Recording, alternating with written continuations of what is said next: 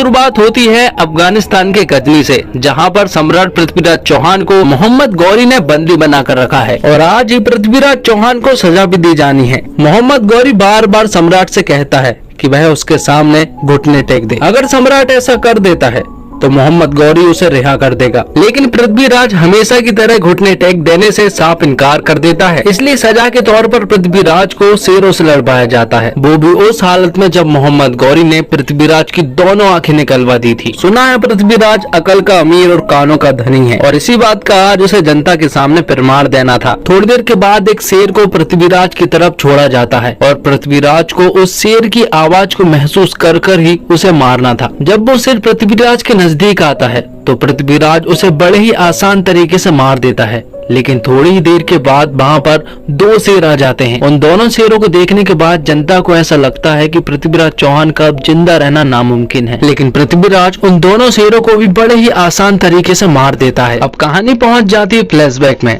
जहाँ पर कन्नौज में हमें संयोगता दिखाई जाती है जो कि पृथ्वीराज चौहान से प्रेम करती है और वे दोनों एक दूसरे को ही हमेशा खत लिखा करते हैं। उन दोनों ने अभी तक एक दूसरे को नहीं देखा था, उसके बाद भी वह दोनों ही एक दूसरे को बहुत प्यार करते थे, जो कि उनके खत में साफ दिखता है। अगले सीन में हम देखते हैं कि गजनी से मोहम्मद गौरी के भाई मीर हुसैन का एक दूत आता है और वह एक पैगाम लेकर आता है पृथ्वीराज चौहान के लिए। दूत पृथ्वीराज चौहान से कहता है कि मोहम्मद गौरी और मीर हुसैन के बीच में बगावत हो चुकी है और अब मोहम्मद गौरी मीर हुसैन को मारना चाहता है, इसलिए मीर हुसैन आपकी शरण में आना चाहता है। और जब पृथ्वीराज चौहान उस दूत से पूछता है कि आखिर उन दोनों भाइयों के बीच में बगावत किस वजह से हुई है, तो दूत सम्राट को बताता है कि मोहम्मद गौरी की बीबी को मीर हुसैन ने भगाकर ले गया है। दरअसल मोहम्मद गौरी की वाइफ एक नाचने वाली थी और मीर हुसैन और वह दोनों ही एक दूसरे से प्यार करते थे, इसलिए अब मीर हुसैन को कोई बचा सकता है तो वह आप ही हैं। और सम्राट कोई भी फैसला लेने से पहले अपने सामंतों से जरूर पूछा करता था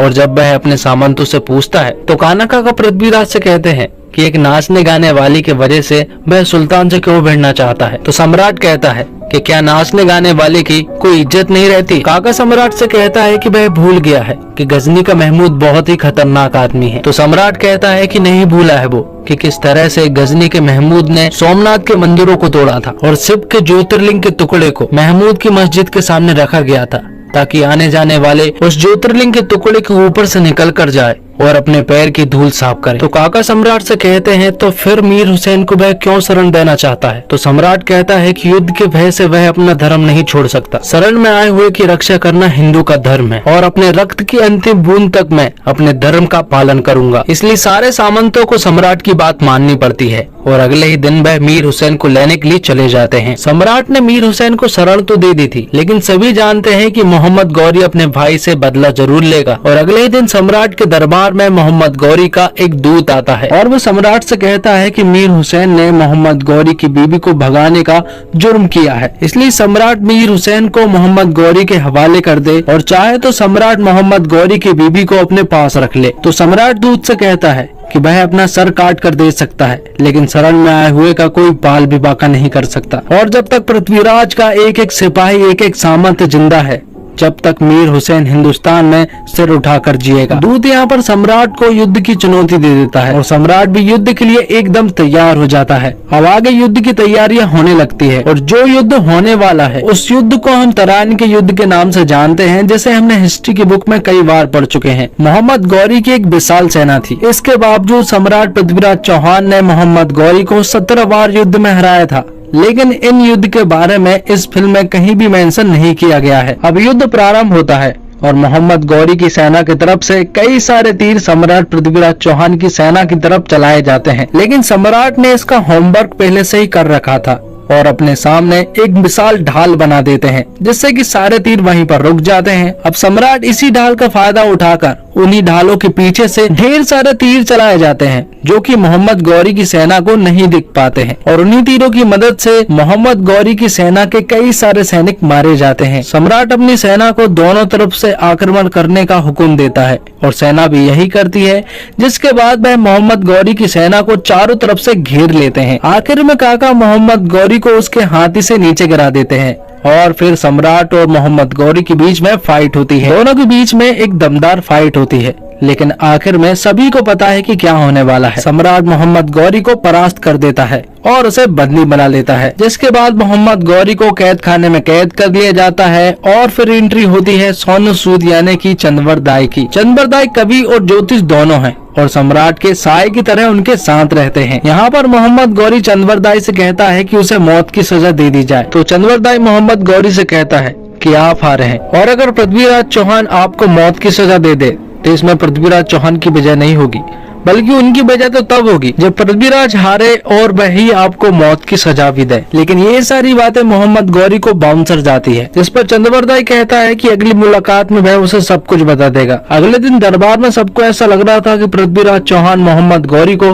मौत की सजा सुनाएंगे, इसलिए काका ने अपने आंखों की पट्टियां भी नहीं पहनी थी। कान्हा काका की आंखों की पट्टियों की भी एक अलग कहानी है। दरअसल कान्हा काका पृथ्वीराज के काका और एक महान योद्धा है। ऐसा कहा जाता है कि उन्होंने प्रण किया था कि अगर पृथ्वीराज चौहान के सामने कोई मूंछ पर ताव देगा तो वह उसके सर को काट देंगे या फिर खुद मर जाएंगे। ऐसे एक बार दरबार में किसी राजा ने पृथ्वीराज चौहान के सामने मूंछों पर ताव दे दिया था, तो काका ने उसे जान से मार दिया था। तो सम्राट ने काका को सजा दी थी और सजा के तौर पर उन्हें जिंदगी भर आंखों पर पट्टी बांधने को कहा था, और वह अपनी पट्टी को सिर्फ तभी खोल सकते हैं जब या तो युद्ध हो या फिर वह किसी औरत से प्रेम कर रहे हो। लेकिन काकी तो सालों पहले ही मर चुकी थी, इसलिए आंखों की पट्टी खुलने का सिर्फ युद्ध ही सहारा है। आगे हम देखते हैं कि पृथ्वीराज चौहान ये फैसला लेता है कि वह मोहम्मद गौरी को छोड़ देगा। सारे सामंत मना करते हैं और कहते हैं कि मोहम्मद गौरी को मौत की सजा दी जाए, लेकिन सम्राट उसे एक और मौका दे देता है। इन सब चीजों के बाद सम्राट पृथ्वीराज चौहान अजमेर का राजा तो था ही, साथ में उसे दिल्ली का भी राजा बना दिया जाता है। लेकिन जब ये बात कन्नौज के राजा जयचंद को पता चलती है कि पृथ्वीराज को दिल्ली का राजा बना दिया गया है, तो वह बौखला जाता है, क्योंकि उसे ऐसा लग रहा था कि दिल्ली का अगला राजा तो वही बनने वाला है।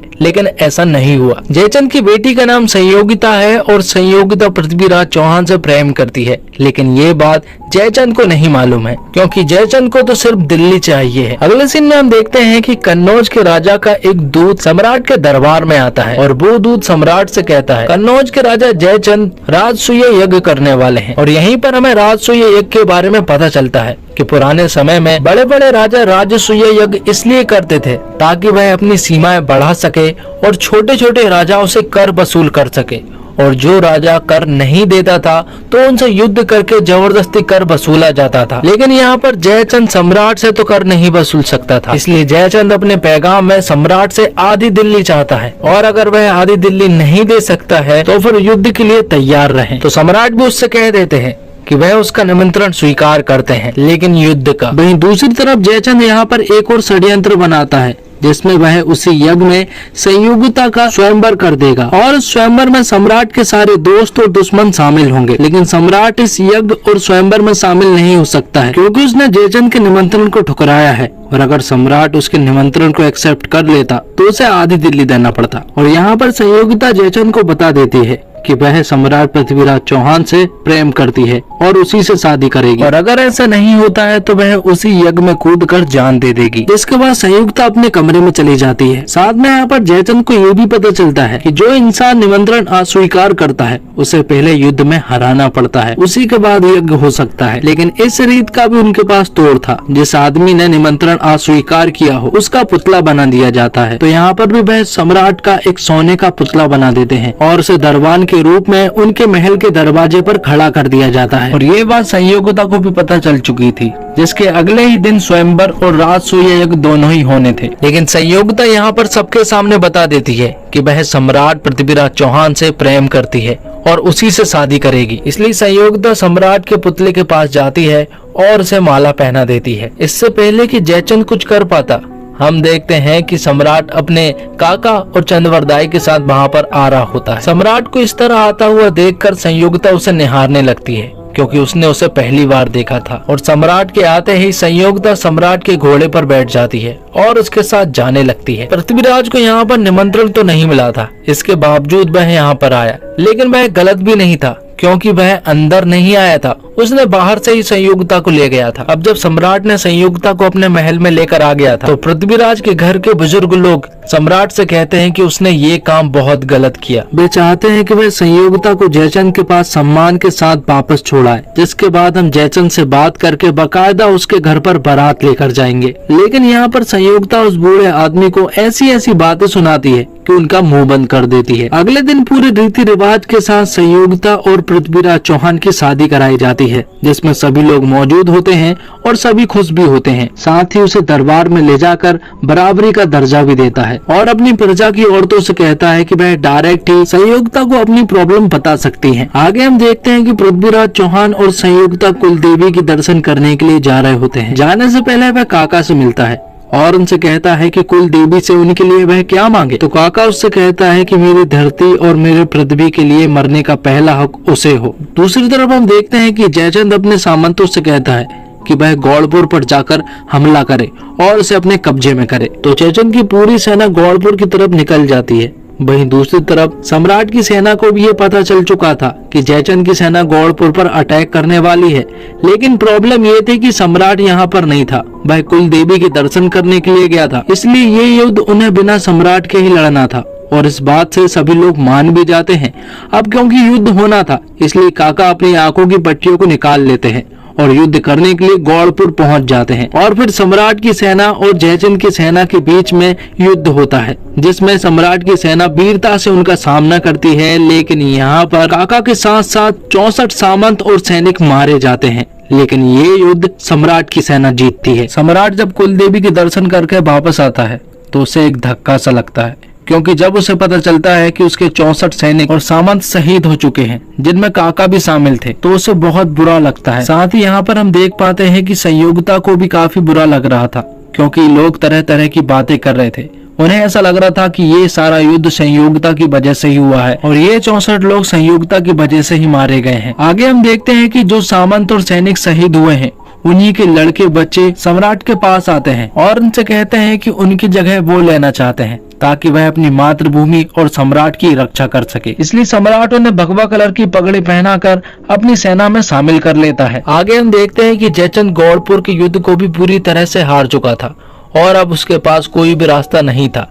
इसलिए वह अपने पास एक सौदागर को बुलाता है और मोहम्मद गौरी से एक सौदा करने के लिए उससे कहता है, जिसके बाद सौदागर मोहम्मद गौरी के पास जाता है और उसे सौदे के बारे में बताता है। सौदागर उससे कहता है कि अगर वह पृथ्वीराज चौहान को जिंदा पकड़कर जयचंद के हवाले करता है तो जयचंद उसे ढेर सारी रकम देगा, क्योंकि दुश्मन का दुश्मन दोस्त होता है। और ये बात सुनने के बाद मोहम्मद गौरी उसकी बात को मान जाता है। अब मोहम्मद गौरी और सम्राट पृथ्वीराज चौहान की सेना के बीच में युद्ध शुरू हो जाता है, लेकिन 10 दिन हो चुके थे और अभी तक कोई भी परिणाम नहीं निकला था। मोहम्मद गौरी के कुछ सैनिक मोहम्मद गौरी से कहते हैं कि ये लोग हमसे हारते क्यों नहीं है, उनकी सेना और हमारी सेना बराबर की है, इसके बावजूद हम उनसे हारते हैं। तो मोहम्मद गौरी उनसे कहता है कि जिस जमीन को हम जमीन कहते हैं, उस जमीन को वह मातृभूमि कहते हैं और उस मातृभूमि की रक्षा के लिए वह अपनी जान भी दे सकते हैं। मोहम्मद गौरी बहुत अच्छे से समझ चुका था कि वह पृथ्वीराज चौहान को सामने से तो नहीं हरा सकता था, इसलिए वह उसे छल से हराने की सोचता है। इसलिए मोहम्मद गौरी अपने कई सारे सैनिकों को